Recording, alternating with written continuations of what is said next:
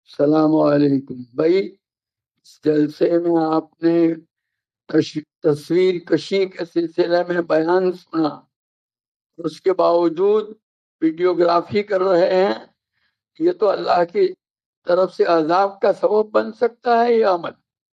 جب شریعت کا حکم بتا دیا گیا، اس کے باوجود کلم کلا اس کی خلاف ورزی کر رہے ہیں، اللہ کی رحمت کہاں سے نازل ہو؟ اس سے اپنے آپ کو بچاؤ.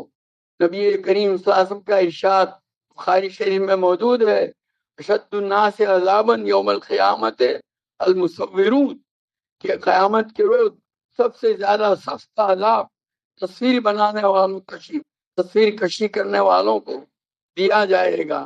اب اپنے آپ کو اس سے دور رکھے. یہ تو برکت کی مجلس ہے، یہاں شیطان کو کہاں لا رہے ہیں؟ حضرت مفتی رشید احمد صاحب لدھیانوی رحمۃ اللہ علیہ کے فتاوا ہیں، حسن الفتاوا. ایک صاحب ایک مرتبہ کہیں ان کو لے گئے، دیکھا کہ گھر میں جو ہے کتبے لگے ہوئے ہیں، لوگ لگاتے ہیں برکت کے لیے، آیت الکرسی کا کتبہ، سورہ اخلاص کا کتبہ، اس طرح کے ساتھ میں تصویر بھی ہے. تو مفتی صاحب نے ان سے پوچھا، آپ کو اکھاڑے سے کوئی مناسبت ہے؟ پہلے زمانے میں جب وہ کشتی لڑی جاتی تھی تو مختلف جگہوں پر اکھاڑے ہوتے تھے. کہا یہ کیا آپ لڑائی کروا رہے ہیں؟ ایک طرف برکت کے نام سے کتبے لگائے ہیں اور دوسری طرف جو ہے وہ تصویریں لگائی ہیں. جنگ کروانا چاہتے ہیں آپ؟ کیا مقصد ہے آپ کا؟ یہ اس طرح کی حرکتیں ہم کر کے اپنے آپ کو اللہ کی رحمت سے محروم کریں، اس سے بڑی ہماری بدقسمتی اور کیا ہوتا ہے؟ اس سے نفرت کرو ان چیزوں. حضرت عمر رضی اللہ تعالیٰ عنہ جب شام تشریف لے گئے، ملک شام جب فتح ہوا، بیت المقدس کی چابیاں لینے کے لیے وہاں جو رہبان تھے، جن کے پاس یہ آئندہ نبی آخری زمان کے ماننے والوں کے ہاتھوں ان کی نشانیاں تھیں، انہوں نے کہا تمہارے امیر المومنین کو یہاں بلاؤ، ہم اپنے ہاتھ سے ان کو یہ چابیاں دیں گے اور وہ دیں گے. حضرت عمر رضی اللہ تعالیٰ عنہ نے صحابہ سے مشورہ کیا، مشورہ کر کے طے ہوا. اس شان سے گئے اکیلے، ان کے خادم جو تھے ان کے ساتھ نہیں، کوئی لشکر نہیں تھا، کچھ نہیں تھا. ایک اونٹ تھا سواری کے لیے، باری باری آقا اور غلام دونوں اس پر سوار ہوتے. اتفاق کی بات کہ جب وہ منزل مقصود قریب آئی تو غلام کے سوار ہونے کا وقت تھا.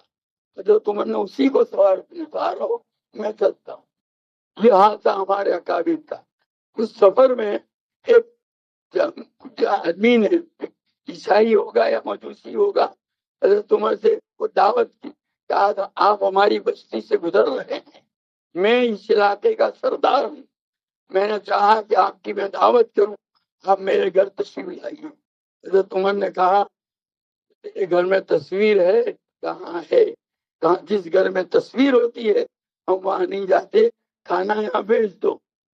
حالانکہ وہ تو غیر مسلم تھا، لیکن حضرت عمر رضی اللہ تعالیٰ عنہ اس کے باوجود اس کے گھر تشریف نہیں لے گئے، تصویر کی وجہ سے. ہم ان چیزوں کو لے پھرتے ہیں. اور پھر مصیبت تو یہ تو آج کل جو مزاج بنایا جا رہا ہے، اس طرح کی تصویر کشی کر کے دل میں یوں سمجھ رہے ہیں کہ ہم برکت حاصل کر رہے ہیں، گناہ کا کام کر رہے ہیں. اور نظریہ یہ ہے برکت حاصل کرنا، دیکھو کفر تک پہنچانے والی چیز ہے.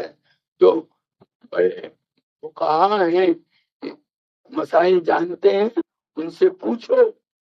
کوئی حدیث مسائل میں آتا ہے ایک آدمی نے حرام کمائی، حلال کمائی، اور جانتا ہے کہ میری کمائی حرام ہے، اور اس سے کوئی غذا خریدی اور اس کو کھاتے وقت بسم اللہ پڑھتا ہے تو کافر ہو جاتا ہے. اب مجھے یہ نہ کہنا کہ بسم اللہ پڑھنے والے کو کافر کا کتابوں میں مسئلہ دکھا، کیونکہ اس نے بسم اللہ غلط جگہ استعمال کیا. یہ تصویر جو کھینچی جا رہی ہے، اللہ کے واسطے ہمارے امتحانوں کو محفوظ رکھو. تھوڑی بہت برکت آ سکتی ہے، اس کے لیے آنے کا راستہ دو. اس طرح بھی ہم تو ڈوبے ہیں سنم، تمہیں بھی لے ڈوبیں گے، ان حرکتوں سے باہر رہو۔ اللہ تعالیٰ مجھے بھی عمل کی توفیق دے اور آپ کو بھی عمل کی توفیق